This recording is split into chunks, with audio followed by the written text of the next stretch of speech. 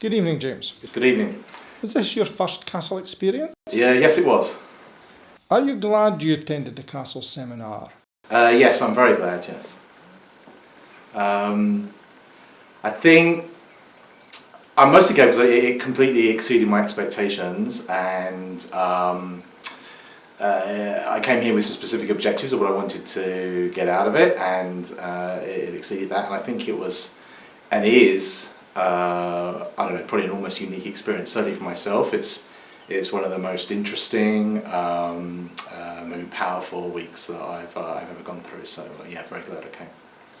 Was there a point during the week when something specifically struck you differently than it had in the past, and you've now decided to do something differently?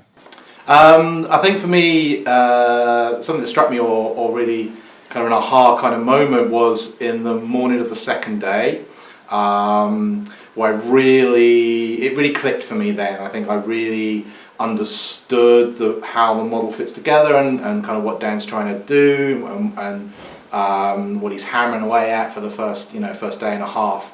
The first day I understood it intellectually, I'd say, but it was really the morning of the second day, where I kind of really understood it emotionally, and it felt like something a bit like a breakthrough, I guess. I had to go for a walk around the grounds after lunch, so I kind of processed some of it.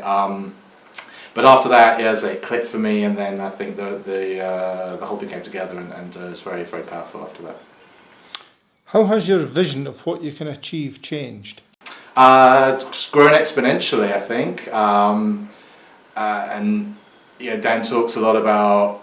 He talks a bit about goals. He talks about having goals that are audacious, and there's a phrase of things that can't be achieved in your lifetime, which kind of sounds a bit silly when you look at it on paper, but then when you've been through that part of it, it just seems to make sense. And I've upped them, not one level, two level, maybe 100 levels from where they were before. Dan talks a lot about taking action now. What are your plans for the next 21 hours, 21 days? Well, 21 hours, I think I'll mostly be waiting here for my train and then being on the train back home. But 21 days, I definitely have very clear objectives of what I want to achieve, and even the steps that I'm going to take. So one of the things that I really wanted to get out of here before I came, when I was sitting on the train on the way up, was while I thought I knew what I needed to do, I wanted to get that confirmation and validation that the thing I'm trying to do is valid and worthwhile, and this is the right way to go about it. So I have that, so I'll be taking that back with me.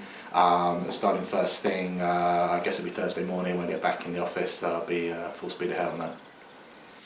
Are you pleased with what the final outcome was?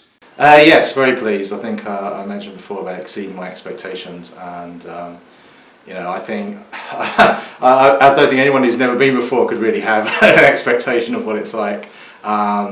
It's really quite something. So yes, very pleased with the final outcome. There were certainly points where I wasn't pleased, and I kind of want to make that point to people watching at home. It isn't all, it's not Tony Robbins, it's not having a good time. Although we have had a lot of fun at times, and a lot of laughs. Sometimes people crying, they're laughing so much. But it's also very tough. Maybe the toughest thing I've ever done, and not physically, but kind of mentally and emotionally. But delighted with the final process.